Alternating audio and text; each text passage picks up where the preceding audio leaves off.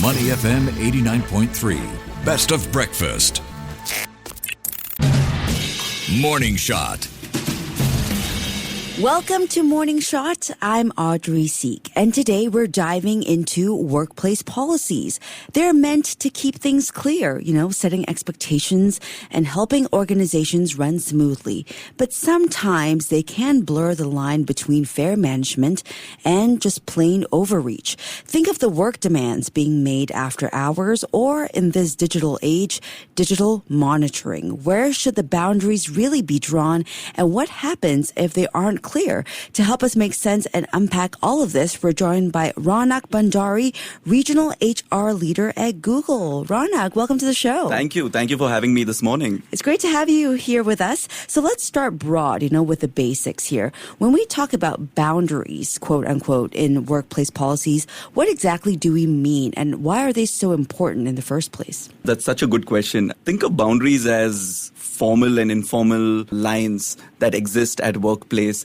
Let's take a few examples. Formal lines could be formal code of conducts that companies have in place to protect employee rights and employer rights. But informal boundaries are where things get a little bit more gray. Think of it as physical, emotional boundaries that employees want to have in terms of their communication style with their peers, their employees, their managers, their leaders. And it's so important to have these boundaries in place to make sure everybody feels the fullest when they're coming to their workplace. Okay, so you talked about a gray area, and I think since COVID, we've all really leaned into the whole hybrid work environment concept. And because of this, hours and digital availability can get really murky, right? So how can organizations and employees work together to set these clear but mutual boundaries around things like work hours and availability? Because when you're online, right? Absolutely. And I think the bottom line to this, Audrey, is trust. I think the question is, how do we make sure that there is a strong psychological contract between employers and employees? And that is fundamentally built on trust. Now, obviously, coming out of the pandemic, we've moved to hybrid work. We still have a lot of employees who are remotely based. We have folks who are co-located with their managers. We have folks who are not co-located with their managers. The future of work truly is about creating collaboration that goes beyond in-person collaboration. But what tends to happen oftentimes is that workforces that have never worked in the office find it a little difficult to adjust into the new environment and the new normal. Yeah. And I think that's why companies need to make so much more effort in redefining what that future of work looks like and make a conducive environment where people actually feel motivated to want to come rather than it being enforced on them. Yeah. Because enforcement makes things a little bit more rebellious in nature. So Raunak, you were also a contributor to a piece on the Straits Times that really honed in on what happened over at Certis Cisco and its very controversial MC policy. At what point do requests, from management risk tipping into intrusive territory? And why is this distinction especially important in Singapore's context? I think let's look at it from both lenses. From an employer's lens, it's very important to make sure that employees feel heard and employees feel well protected. That being said, you also want to make sure that you're giving them the time and space when they need to focus on their own health. With some of the fiascos that happened in the recent past, it's evident that there can sometimes be an unconscious abuse of the system whereby somebody might want to take medical leaves when they actually don't need one. But what is important is defining that fine line of how much is intrinsic and what is not intrinsic. Simple things like webcam monitoring for just suddenly popping up and seeing whether an employee is feeling okay or not okay is not okay. That is not a boundary that any employer should ever cross. For that matter, even checking, there are tools available which can check asynchronous tracking based on what websites you're tracking or using on a daily basis. That is not okay. This erodes trust. I think that being said, it's very important for employees to feel connected to the brand and the organization that they're working with, because the more they do that, the more they will not misuse the benefits that they have offered. Yeah, so the examples that you cited, webcam monitoring and website monitoring, are these technically illegal, actually? There is a fine line between that. In markets like Singapore, it's not defined as illegal necessarily. Okay. I think there is an element of consent that tends to come in, which I think is very important for folks to understand. Oftentimes, when employment contracts are driven, consent is organically baked into it for a lot of work-related matters. But what tends to happen is folks might not consciously remember it or see it. That being said, is this a good practice? The answer to that is absolutely no. And actually, you'll be surprised by many employers not doing it. But it's that one or two employers that come into press for negative reasons for doing it the certain way, which has significantly more long-term implications, ranging from employee engagement reduction, morality questions being raised, or even employee retention for that matter, where people don't feel like they want to work in that firm any longer. Yeah, I think that those are great points to point out, that there are some examples of demands that may not technically be illegal, but they still raise a lot of red flags for being overly intrusive. But beyond the policies, there's also culture, right? And you brought up psychological safety as well.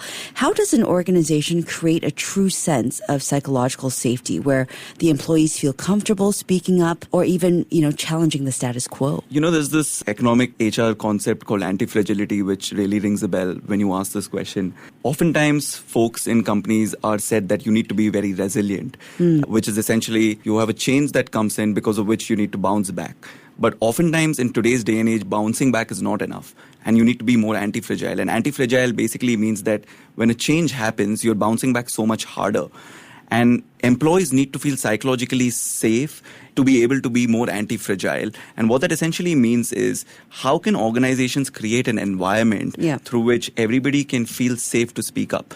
Now, it's very important to understand that employee bases are very different today at workplaces. You've got 20-year-old students coming into workforces. You've got mid-career professionals who are in their late 40s. And you have senior tenured workforces in their mid-60s. And each of them have very different life experiences. And therefore, the way they approach psychological safety and trust with the employees vary. Some feel very comfortable just walking up to their manager and talking about something that's not going right. Some don't feel very comfortable and they want to have tools in place.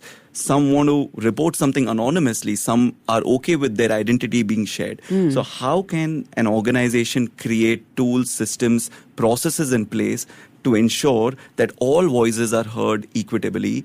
I think that's the true measure of success for a company building a strong psych safety with their employees. Yeah, and it's not like a one-size-fits-all, a big umbrella kind of policy to tick all of these boxes.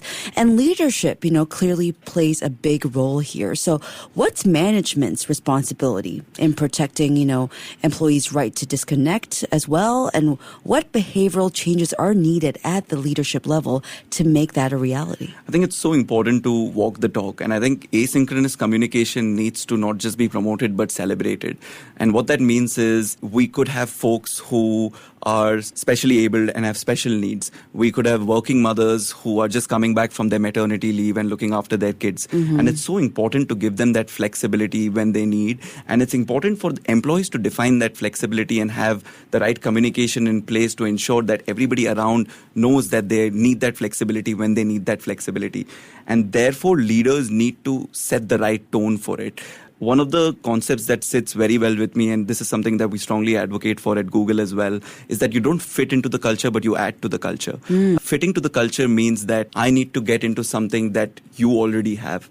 Culture add is I am going to add to the culture that you have and bring a true part of me into your organization. And when leaders can advocate for culture like that, people feel so much more psychologically safe to be and bring their best selves to work, which includes and is not limited to any other conversations that go there on. Yeah. So Raunak, I know we focused on a lot of the negatives, the negative workplace policies that we've seen. What are some of the positive ones that you've seen that show how trust and oversight can be balanced pretty well? Absolutely. And I think simple examples is employee productivity. I think a common topic which HR focuses on with business leaders, with employees, is making sure that employee productivity is looked at very closely. Now, employee productivity oftentimes has a negative connotation to it. You want to track my productivity. You want to see how I'm doing. And oftentimes that gets into micromanagement, where a manager or leader would be keen to understand everything that their employees or their direct reports are doing. But building an environment of trust, building an environment where employees are writing their own OKRs or KPIs, so that they feel part of the system, they feel part of being involved in the business, they have a stake in that business, gives them the right autonomy to be able to do things the way they feel right. And this way, you're creating an environment where you're not really micromanaged, but you're actually part of the process of building something. One of the things that we do very well at Google, and for that matter, a lot of tech companies, is that employees are really involved in co-building processes and policies. We've got employee surveys that we roll out. We do it on a weekly basis at Google, where we just ask 2 or 3 questions and we try to get a pulse and sense of what employees really want and what's top of their mind. And a lot of policy related work that we do is actually based out of responses that we get from these employee surveys. So this way employees really feel heard and don't see that everything that's happening is top down, but rather is a co-build process where their voices have been heard. And if you're looking at everything that's happening geopolitically as well, today's Gen Z and youth truly want their voices to be heard.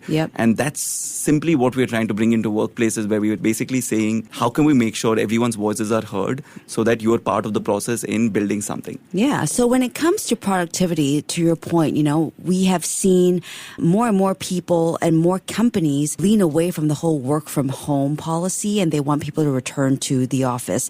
Maybe it's for productivity reasons as well. When it comes to motivating staff to be happy to return to the office after, a couple of years of either fully work from home and then hybrid work from home, what kinds of incentives beyond mandates can organizations create that genuinely encourage people to go back? I think that's such a good question. And I think you're right. We used to be fully remote during the pandemic, and most tech companies, including ours, have gone into a hybrid model, which is 3-2. And the reason we're able to successfully land where we've landed is because we're being able to lure employees to come back because of the intangible benefits that they see of coming back to the office. And that goes so much beyond productivity. The element of collaborating over a cup of piccolo in a barista, or having a breakfast meeting with your colleagues over great food that you can bond over, or thinking about just getting a nice walk in a rooftop garden that you have in the office. These are not things that you wouldn't get when you're working out of home. Now, this is not to say that we don't value remote work or we don't value flexibility that employees have. But I think it's so important for everybody to at least feel the importance and need and the power of collaboration, because when people collaborate together in person, truly the innovation and magic comes out. Yeah. Okay. So finally, Raunak, before you go, if you had one piece of advice for companies looking to set fair boundaries while keeping staff trust intact, what would it be? I think it would be just 2 small points. One, build an element of psychological contract and trust with your employees. I think it's so critical when you're doing anything from a policy building perspective. And second is, think about your communication strategy. Oftentimes, it's not the what that the people react to, but it's the how. And oftentimes, it's so important to make sure that the how of what you're communicating is important, because then people feel respected and heard, and then any difficult message can also land smoothly. Yeah, it's not the what, but the how. It's not just about ticking policy boxes. It's about building trust and protecting well-being and creating workplaces where people can actually thrive. Raunak, it was great chatting with you. Likewise. Thank you so much for having me. Thank you for joining us. That was Raunak Bhandari, Regional HR Leader at Google. You're listening to Money FM 89.3. To listen to more great interviews, download our podcasts at audio.sg or download the audio app. That's AWEDIO, audio at the App Store and Google Play.